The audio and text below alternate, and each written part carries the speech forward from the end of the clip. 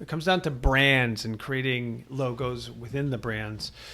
Ah, boy, what can I say? They're all different. They're all different. Every single logo that's created. Here's one for Clover Valley Farm in Scotland, Connecticut, or whatever. So I'll meet with the customer and talk to them about the kinds of things they sell and come up with a look and feel.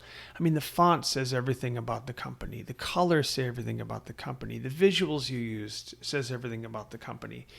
Working with this group here, Chili Cow Desserts, they're making some homemade ice cream, coming up with a look, a mascot, if you will, a look and feel for their logo, a color palette. And the font here is Slacky Regular, and all these different colors that they can use. That sometimes is a very important part, actually, of the brand itself, but certainly the logo.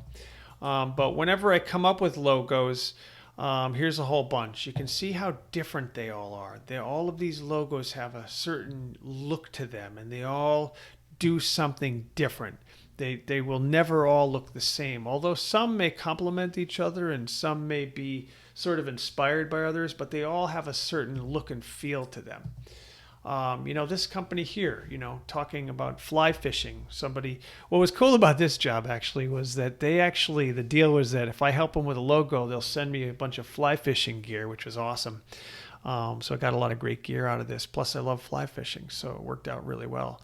But coming up with a good strong logo sheet so that you can show different logos to the client so they can get an idea of what it is they like. But when it comes to logos, they're all different. So don't be afraid to explore, like I always do. I might provide a logo sheet that might have 20 different ideas on it, because you don't know till you see it. So when the client looks at it, you start whittling down out of the 20, and maybe you come up with 6 to 8 favorites, and you whittle down from there. But it's sort of a process. A logo is a process. It's part of the brand. And eventually becomes some of the most prominent brands in the world.